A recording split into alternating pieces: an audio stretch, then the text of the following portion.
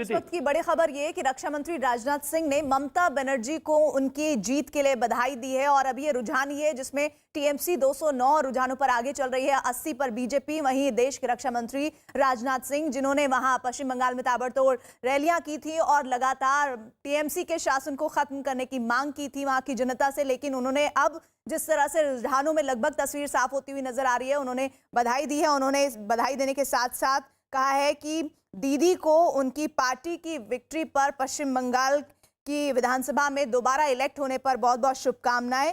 मेरी शुभकामनाएं हैं उनके अगले कार्यकाल के साथ। तो देश के रक्षा मंत्री ने उन्हें बधाई दी और उनके आने वाले अगले कार्यकाल के लिए जो उनके लिए हैट्रिक है वो उसके लिए भी शुभकामना देते हुए नजर आए। लेकिन बीजेपी के लिए ये एक बहुत बड़ा झटका है। बीजेपी कितनी तैयार थी इस आंकड़े के लिए, हालांकि बीजेपी इसे भी बहुत पॉजिटिव नोट पर ले रही है कि हम 2016 में अगर 3 पर थे तो अब हम जिस जगह पहुंचे हैं 79 पर, ये एक बेहतरीन आंकड़ा है और आगे हम और कोशिश करेंगे। लेकिन प्रतीक, एक बात जो बेहद अहम हो जाती है वो ये कि 2016 से लेकर 2000 आज की 21 की हम बात करें तो ये जो आंकड़ा बदला है वो बीजेपी के लिए जरूर बदला है, लेकिन अगर मैं बात करूं टीएमसी के लिए तो टीएमसी के लिए 211 के आंकड़े के आसपास ये तस्वीर बनती हुई दिख रही है। और ये कहा जा रहा है, जो जानकारी आ रही है वो ये कि वोट परसेंटेज टीएमसी का बढ़ा है और लेफ्ट का और कांग्रेस का जितना भी वोट था वो खिंचकर आया है बीजेपी के पास।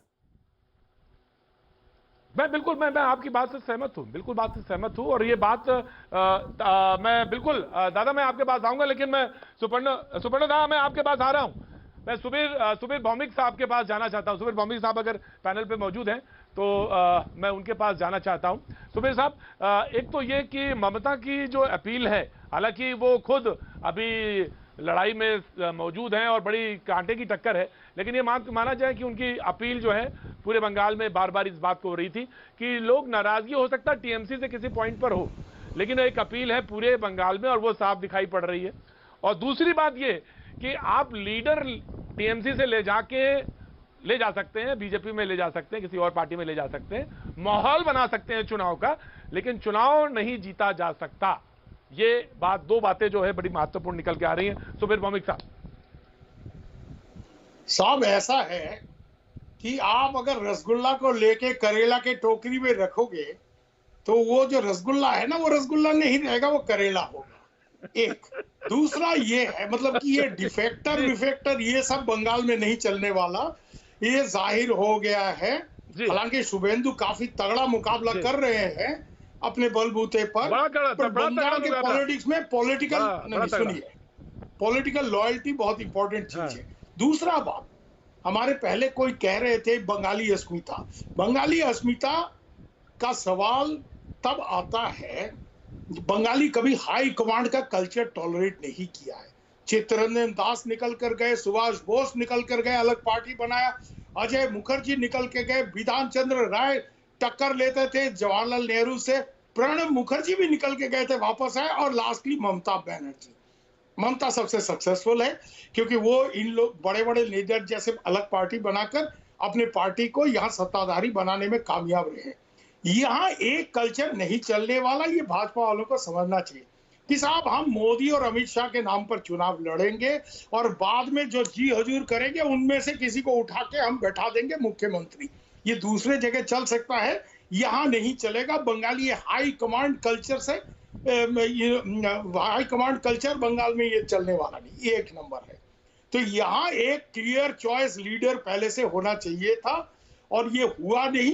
लोग सोचे कि दूसरे फॉर्मूला ये फॉर्मूला जो दूसरे स्टेट्स में चलता है यहाँ चलेगा, नहीं चला।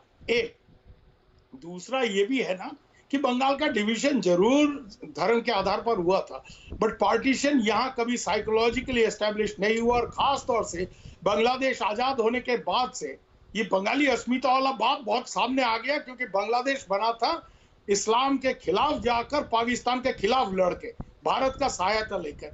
तो आज यहाँ आकर आप ये हिंदू मुस्लिम वाला बाइनरी ज्यादा करोगे ना तो ये काम नहीं होगा।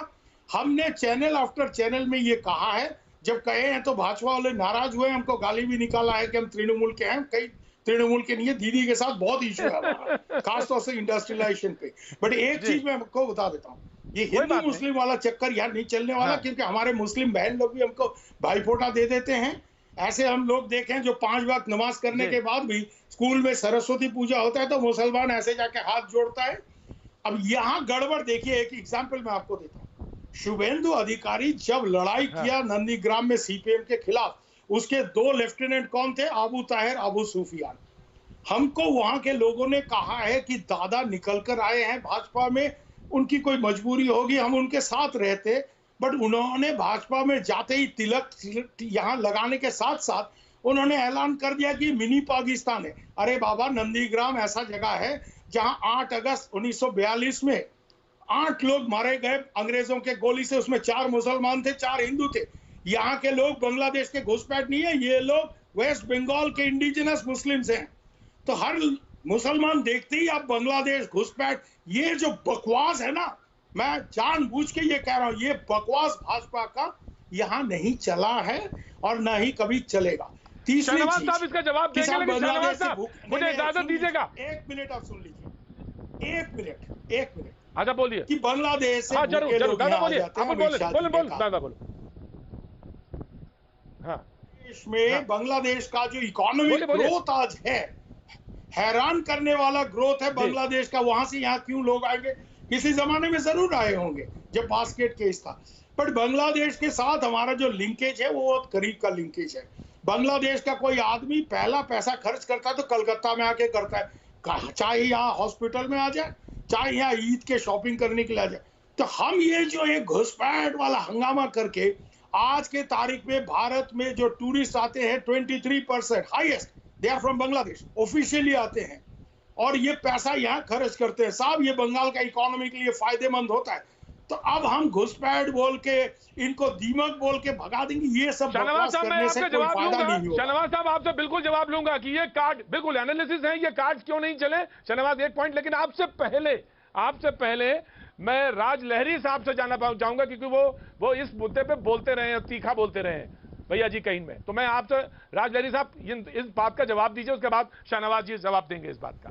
एक पॉइंट के बाद भाजपा वाले हिस्से पे वो जवाब देंगे, बांग्लादेश वाला मुद्दा, और आपने जो कहा कि ये मुद्दे चलते नहीं है यहाँ पे जो आप हिंदू मुसलमान का लेके आए थे। जी भाई राज लहरी साहब, साहब। जरूरी नहीं है कि चुनाव में के नतीजे भाजपा के पक्ष में आया है या विपक्ष में आया है, इसका मतलब कि मुद्दा नहीं है।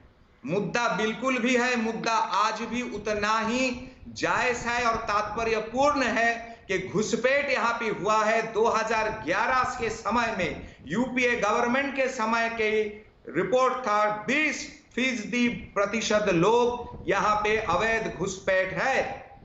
ये मनमोहन सिंह की सरकार की समय की रिपोर्ट है, ये कोई भाजपा की रिपोर्ट नहीं है। घुसपैठ हुई है, अगर घुसपैठ नहीं हुई है तो 70 साल में बॉर्डर को क्रॉस क्यों नहीं किया गया, बॉर्डर को क्लोज क्यों नहीं किया गया, और मुजीबुर रहमान के कत्ल किए हैं जो लोग, वो 40-30 साल बाद कलकत्ता से कैसे पकड़े गए। मुद्दा आज भी उतना जायज है, चाहे भाजपा जीते या भाजपा हारे, इसमें कोई संदेह नहीं है और ये मुद्दा रहेगा। राइट शाहनवाज भाई